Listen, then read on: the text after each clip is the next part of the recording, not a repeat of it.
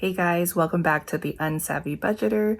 For this video, I wanted to go ahead and take this time to really just have a chat with you guys and update you on everything that's been going on in these past 2 months. We've had a lot of big changes going on, and which is why I've been really inconsistent with my filming lately. Life has been really challenging, and it's been hard to really balance it all and prioritize everything. So I apologize for my inconsistency with filming, but something really just had to give, and unfortunately it was YouTube. But for those of you that don't know, we purchased a home in Georgia. We are moving to Georgia and starting our cross country trek in October. But we had a lot going on now because we also already had tenants lined up to rent out our home in California, and they unfortunately needed to move in sooner than we had anticipated. Their lease had ended and they really needed a place to live, so we were trying to accommodate their housing situation by trying to move out earlier. So that meant that we had 3 weeks to really pack up our stuff and get the house ready and be out of there on time. So we were literally packing and cleaning until the very last minute, like right up until they showed up to get the keys and move in. So that's how exhausting it was. We are running on very little sleep, and we've just been super exhausted throughout this whole process. There's been, quite a few arguments, and this has been a very challenging time for my husband and I. We've definitely grown a lot and learned a lot from this time, so we're appreciative of that. But I wanted to just kind of go ahead and talk about all that with you guys. So yeah, like I said, we moved out of our place almost a week ago. So we moved out on the 21st of August, and we handed over our keys to our new tenants. It was a family that we knew, and we rented it out to them. So we felt really good about that. They're a really great family. We've known them for a really long time, and they were super excited to move into our home. So it was really nice to really have tenants that you could clearly see loved our home as much as we did. So it was just a little bit bittersweet to, hand the keys over and have them shut your front door in front of your face because you don't live there anymore.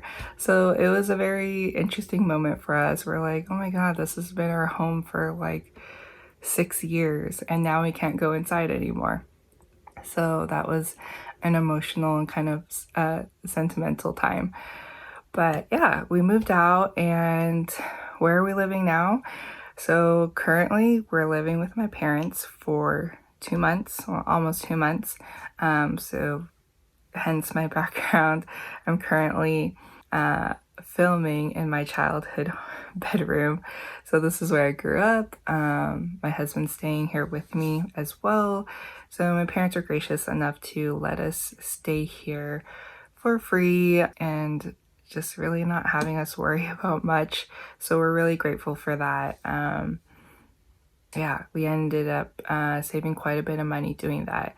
We moved all of our stuff from our home into a storage unit where we lived, so that come mid-October, which is when we're officially doing our cross-country trek to Georgia, that's where our movers will come and pick up everything from storage that we boxed up and haul it away to our new home. So for now, we're kind of living out of our suitcases and, just whatever we were able to pack in the car, along with our 4 pets. So that's our situation now. So while we're staying here, that means financially, we already have tenants that, paid us for the rest of August. They paid for September rent already. so we don't have to worry about our mortgage on our home. And then we have the seller of our new home. She's currently renting from us too. So she's renting our place for a month before we move into October. So that was really great news for us. Timing wise, it just really all worked out just because we wanted to avoid paying 2 mortgages. So it was nice because now we have people taking care of our mortgage for us for a little bit. Given that we did also include some of our mortgage payments into our closing costs when we closed on our new home. So we officially closed on our home on August 10th, and that was really exciting news. But during that whole time we were in escrow, it was just really stressful for us because we kind of bought a house spontaneously. It had been something that I had been talking about with you guys for a long time, saying that that was the goal, was to get a bigger home eventually, but we didn't think that it was going to be anytime soon because we're still trying to tackle our debt. So a lot of you are probably wondering, how did we even afford buying a home? Well, that's a big story in itself. While we were in Georgia, we had been going there on our last trip to really find a place to rent. That was the plan, rent for a year and hopefully have enough money saved for a down payment. Even if we didn't have like 20% down, we wanted to kind of just see how things are and kind of see how the market is a year later. So at least that's what we agreed upon. And so the last time we were in Georgia, we were there for a week and a half. My husband, asked me to keep an open mind, and he wanted to just look at some homes too. And I was feeling a little bit overwhelmed because I didn't really want to buy, but because we just didn't have money for a down payment. My husband asked me to keep an open mind just to kind of like check out some of these homes. And we argued a lot about it because I think that's the challenging part. Like I felt strongly about renting. My husband felt strongly about owning. And I mean, I don't know, comment below with your opinions about the situation, or I don't know if any of you have been in this situation. I'm the person or spouse in this relationship that always had debt, student debt, credit card debt. My husband is the better spouse that was able to avoid debt, didn't have student loans, who's fortunate enough to have parents that were able to pay for his college tuition. And he also chose to go to, a more affordable college.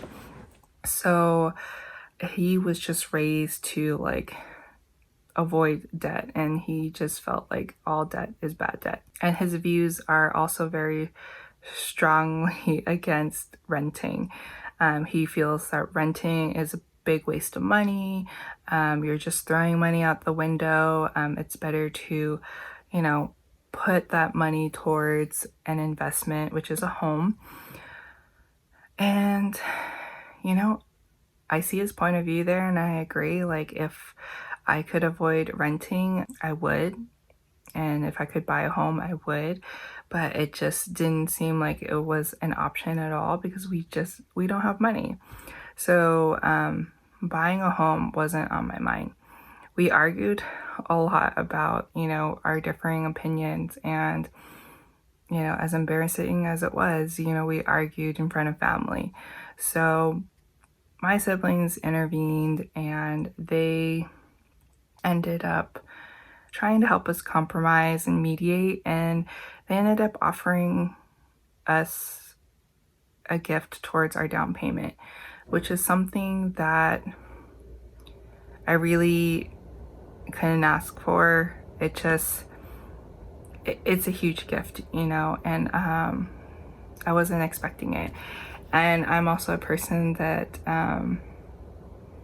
it's hard for me to accept such a big, generous gift. I also worry a lot about owing anybody anything or having anything held against me. I just struggle with accepting gifts because, long story short, I had a person in my life, that was very toxic, that was very manipulative with money, with gifts, and it always came with strings attached. So because of that, because they used, money as more of like a way to control me, I just avoided really owing anybody anything. So after getting out of that, toxic relationship, I told myself, like, I am going to be independent. I'm going to take care of myself. I am just going to do things on my own and not have to owe anybody anything. Given, don't get me wrong, I am totally okay with asking for help when I need it, but only when I can really trust somebody that it doesn't come with any strings attached, or I'm not going to get any backlash, for other people's kind gestures. So it just takes a lot. So even though I love my siblings and I trust them, that it's a gift, it just was like I said, a very generous gift that I couldn't ever imagine. So even though they offered, I just had a hard time accepting it. My husband really wanted me to consider, and they told us, like, they know that we want a house and they see that we're good for making our mortgage payments. Obviously we can, they know that we can, and they know that if circumstances were better, we would be buying a home right now. So they wanted to kind of just help us compromise and say, if that's what you really want is to buy a home, then do it. So I tried to be the more flexible one in this, and I tried to compromise, and I ended up siding with my husband because I wanted to make him happy. So we went looking for homes and putting in offers. We put in 4 offers for 4 different homes, and it was a very stressful experience because the market is still very hot. People were still very competitive, not as much as before when we last were looking at homes, but it still was very competitive. So when we put in our offers, it was just really hard to compete with people that were waiving all contingencies, like no home inspection and closing within, a matter of weeks. It was just a lot of things that we weren't comfortable with.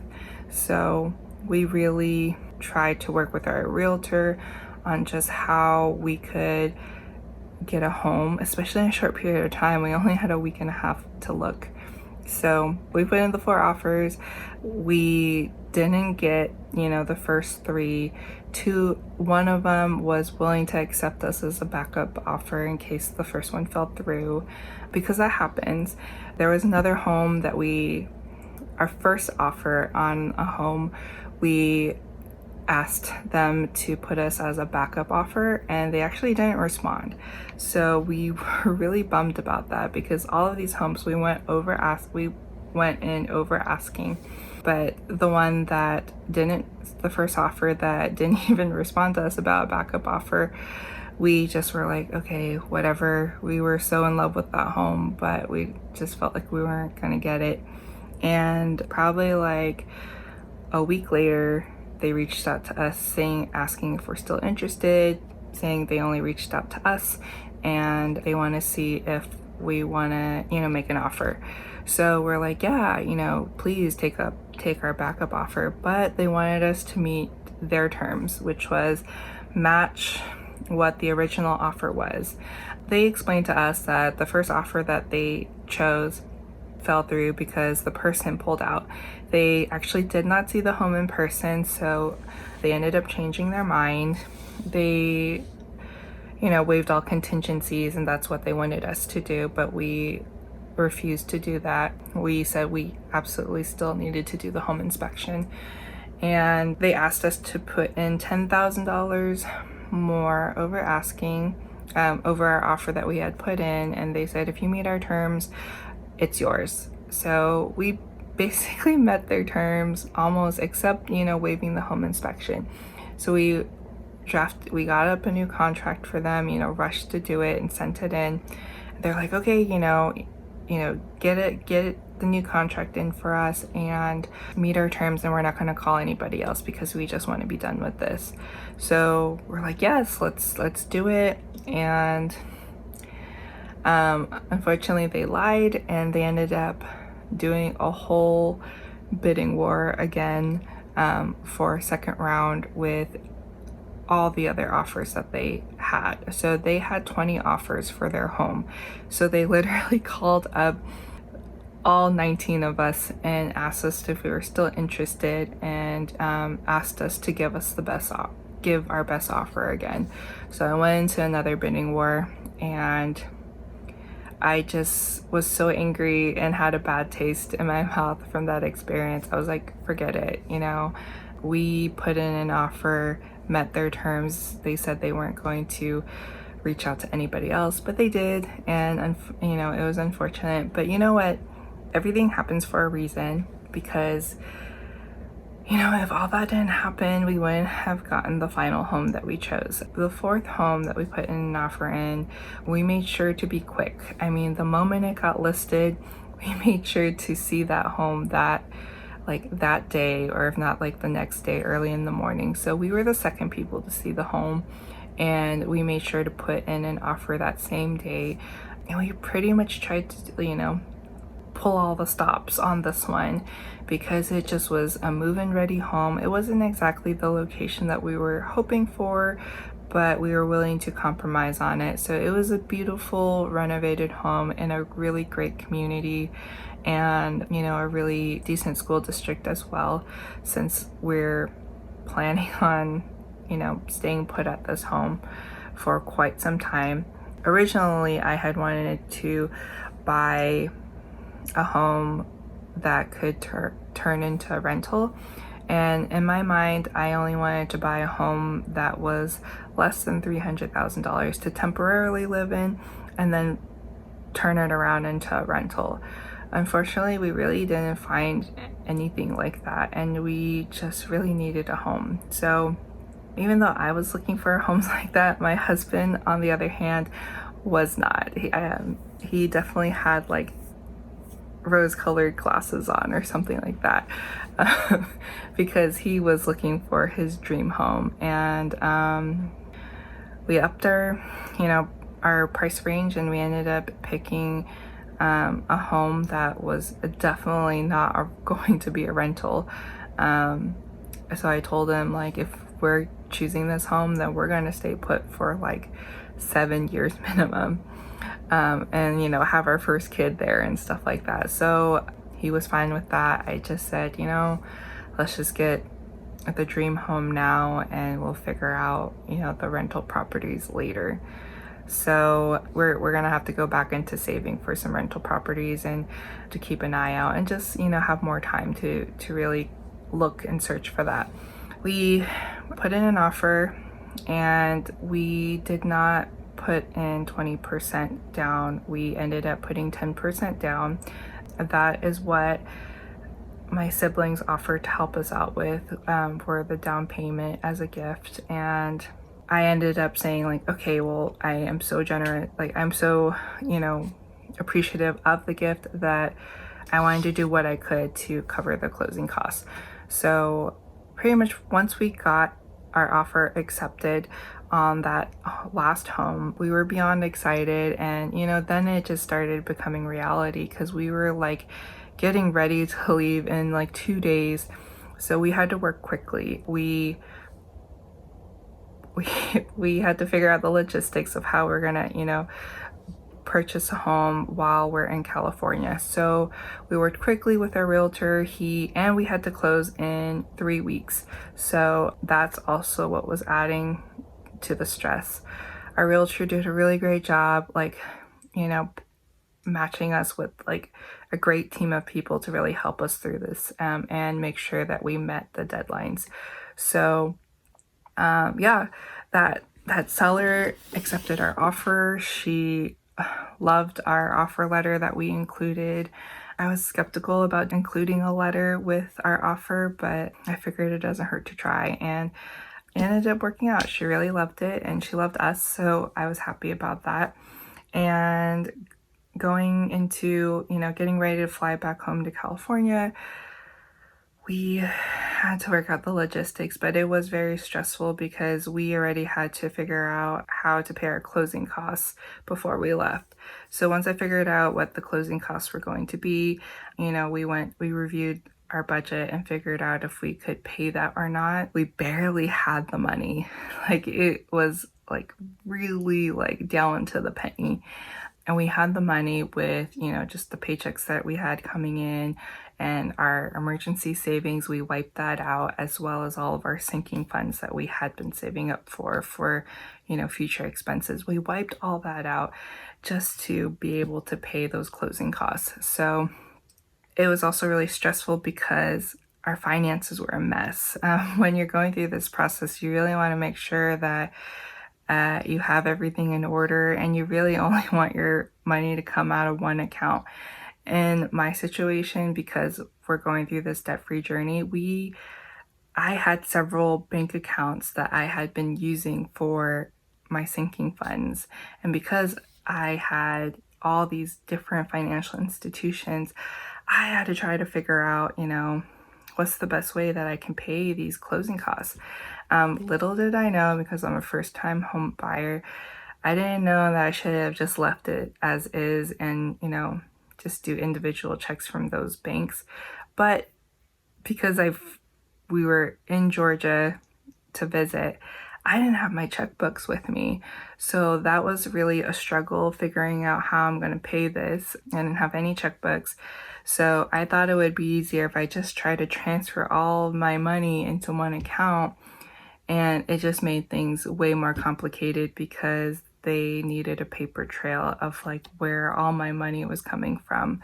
So it was really a pain to pull all of my bank statements from all of my financial institutions to show them that I actually had the money and where it went. So that was really hard because they ended up asking quite a few times, like, about our expenses and about where the money was coming from.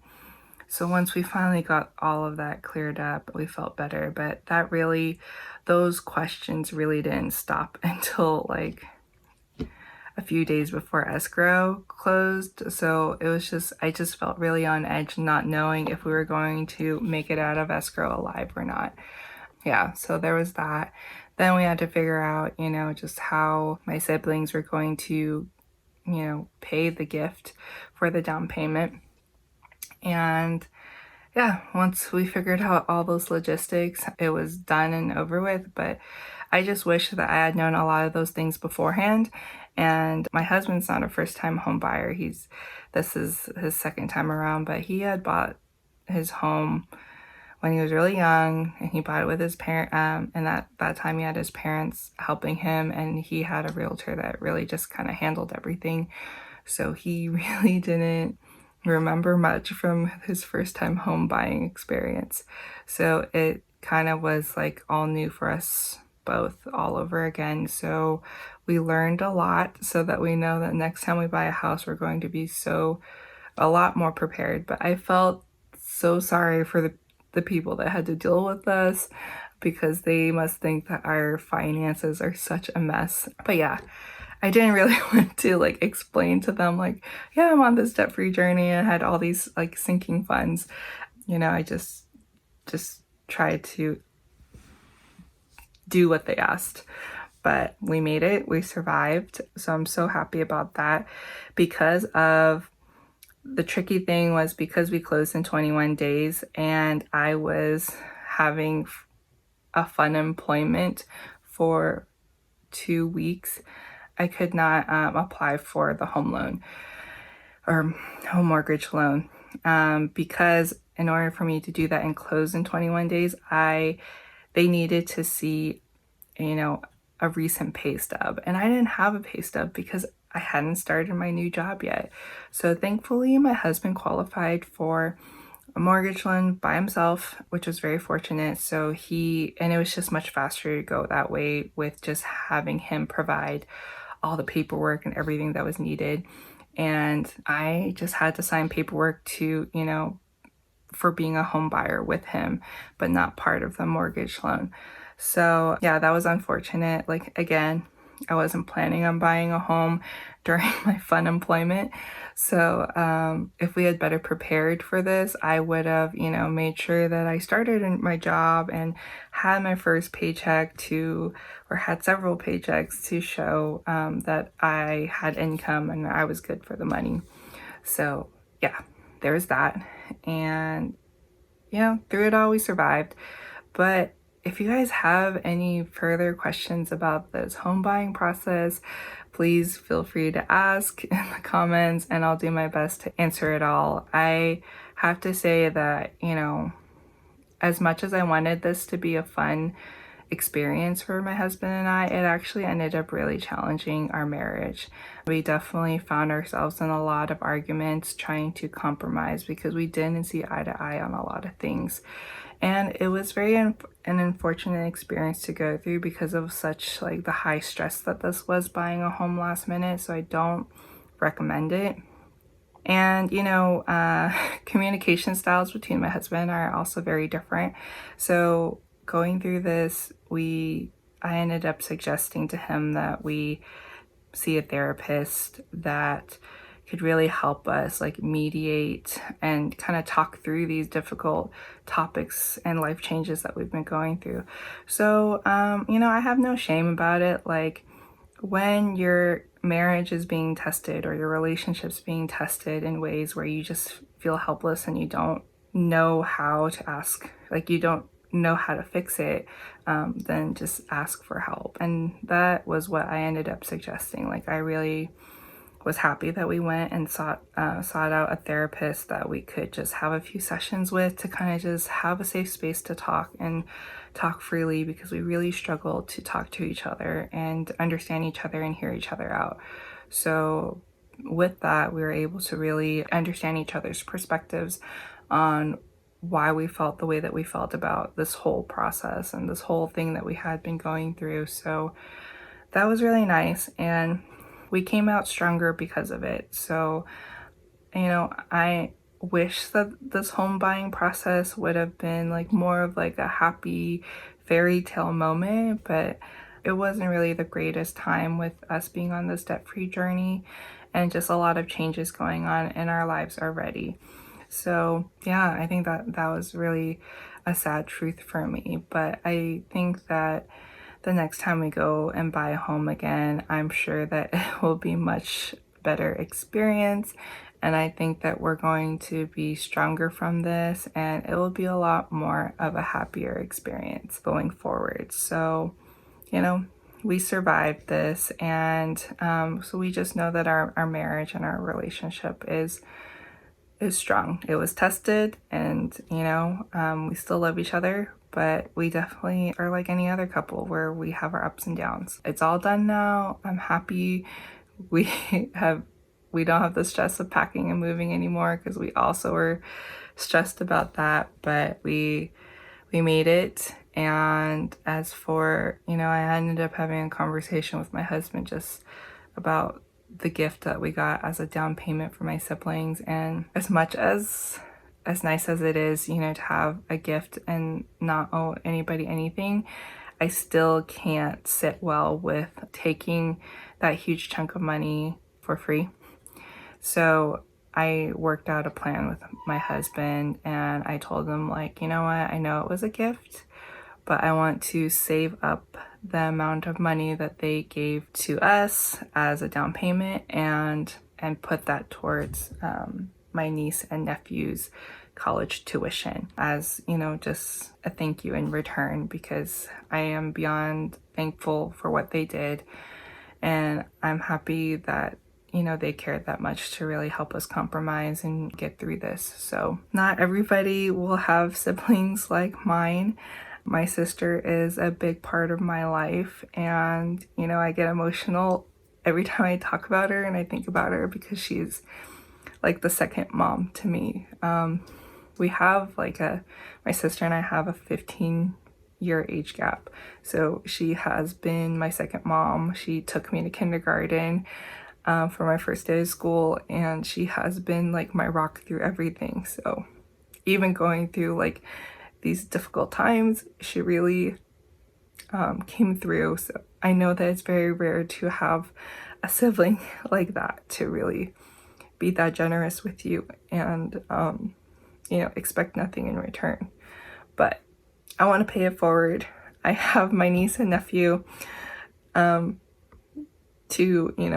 pay it forward to. My niece is my goddaughter, so I want to kind of add a category into my debt-free journey, my debt-free plan, to save up that money for their college tuition, and be able to give it to them and show my siblings like, thank you so much for what you did when we had a hard time.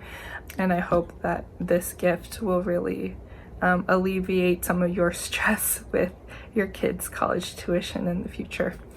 So yeah, you'll see that in the budget going forward, but this is everything that's been going on. Again, I'm sorry about just kind of taking a while to tell you guys about all this, but it has been, it had some ugly sides through this process, and I wanted to be open and share it with you guys. So yeah, feel free to ask anything you'd like, and I hope that you guys learned something from this. But yeah, if not, I still hope that you enjoyed watching this video, and I hope to catch you guys in my future videos as well. I also wanted to mention that I decided to start an Instagram account for the Unsavvy Budgeter. So if you guys are on Instagram, please give me a follow at the Unsavvy Budgeter. There I'll be documenting more of my debt-free journey, as well as my move from California to Georgia. So if you are interested in following and kind of just being a part of my life in that way, then I'd be happy to have you guys follow me and see that journey through. So thank you so much for watching this video. If you liked it, make sure to give it a thumbs up, and if you enjoy my content, then please subscribe to the channel and make sure to click that notification bell so that you can stay tuned for future videos. Thanks so much, you guys. I really appreciate you all, and thank you for giving me this platform to really share my experiences with you all. Thanks, guys. Hope to catch you guys in the next one.